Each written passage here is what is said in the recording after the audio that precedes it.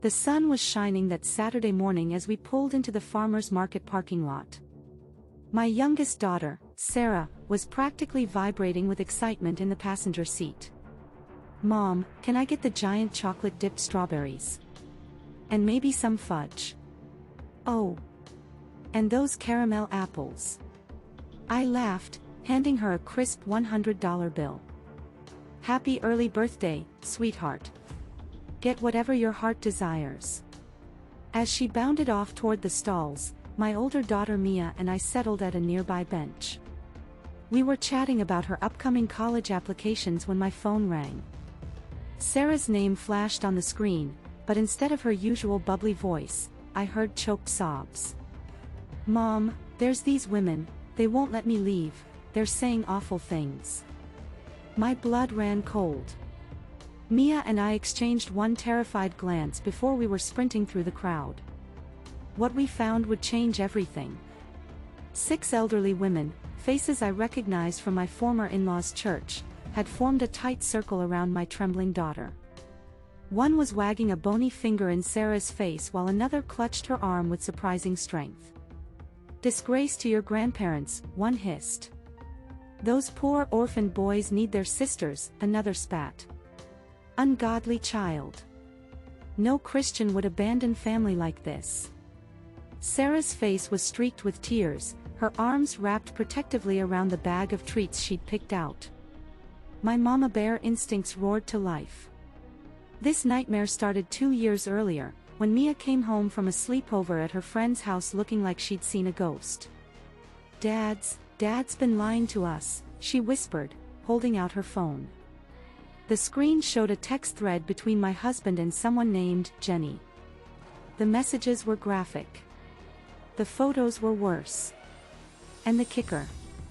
A sonogram photo with the caption, "Our boys are getting so big." Confronting him was the hardest thing I'd ever done. His face went pale, then red with anger. "You went through my phone?" he shouted, as if that was the crime here. The truth spilled out like sewage. 2 years. 2 children. A whole second family just 20 minutes away. The worst part. When I called his parents, hoping for support, his mother sighed like I was inconveniencing her. "Oh honey, we've known about Jenny since the first pregnancy. We even helped with the hospital bills. But really, isn't forgiveness the Christian thing here?" The divorce papers were filed within the week. Then, 3 months later, the accident. A drunk driver T-boned his car at an intersection. He died instantly. At the funeral, his parents clung to my daughters like lifelines, whispering poisonous words in their ears. "If only your mother had forgiven him. Those poor babies will never know their father. You girls need to step up as big sisters now." Back at the farmer's market, time seemed to slow as I pushed through the crowd. I'd never moved so fast in my life. "Get your hands off my daughter." My voice cut through the air like a whip. The women startled, but didn't back down. The ringleader, Mrs. Henderson, I recognized her now, drew herself up like some self-righteous saint. "We were just reminding this child of her Christian duty to dash." "To what?" I snapped, stepping between Sarah and the women. "To pretend her father wasn't a cheating liar. To play happy family with the people who enabled his affair." Mia arrived then, quickly gathering her sister and steering her toward the checkout. I turned back to the women, my voice low but shaking with fury. "You want to talk about Christian values? Let's talk about bearing false witness.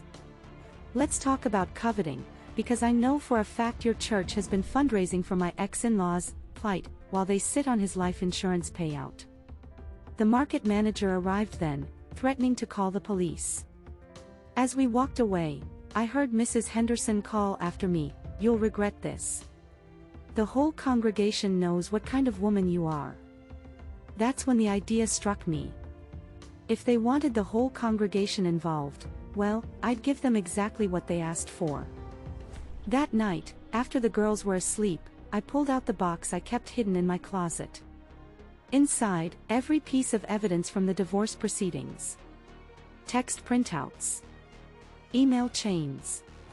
Even security camera footage from our home system showing my ex and Jenny getting cozy on our couch. But the real goldmine? The messages from his parents. A voicemail from his mother, "Of course we'll help with Jenny's medical bills, sweetheart. Those boys are our grandchildren too." An email to me, "You're being hysterical. All men stray sometimes. You should be grateful he didn't leave you." And the worst one, a text to Mia 2 days after the funeral, "If you hadn't snooped through your father's phone, he wouldn't have been upset that night. Maybe he'd still be alive." At the 24-hour print shop, the clerk's eyebrows nearly hit his hairline as he processed my order. "Ma'am, are you sure about this?" "Oh, I've never been more sure of anything in my life. I designed the packets to look exactly like the church's weekly bulletins, same font, same layout. The cover simply read, 'The truth about the last name, family.' Inside, a curated selection of their greatest hits, with helpful captions like, 'Page 3, where the life insurance money really went. Page 7, what they said about their own granddaughters. Final page, the affair they helped cover up.' Sunday morning, I arrived an hour before service. The church secretary barely glanced up as I placed a stack of bulletins on the welcome table. 'New design this week?' she asked absently. 'Something like that,' I murmured, slipping out the side door. I didn't have to wait long for the fallout. By 10:15 a.m., my phone was blowing up with texts from still friendly church members. "Oh my God. The pastor just stopped the service mid-hymn. Mrs. Henderson just had what looked like a stroke in the third pew." The church's Facebook group erupted into chaos. Members who donated to the poor grieving grandparents were furious. The pastor posted a frantic message about forgiveness and privacy, which only made people angrier. By Tuesday, my ex-mother-in-law had posted a tearful video claiming she'd been misunderstood. The comments were brutal. "Misunderstood? The texts don't lie, Margaret. All that money we donated, for what? Maybe pray for your own soul first." 2 days later, a certified letter arrived from the church board. They were saddened by the situation but wanted me to know the grandparents had voluntarily withdrawn from the congregation. The best part? The handwritten note slipped into my mailbox the next morning. In shaky cursive, it read, "Sarah, I'm sorry for what I said at the market. You didn't deserve that. Mrs. Henderson." The custody battle wrapped up quickly after that.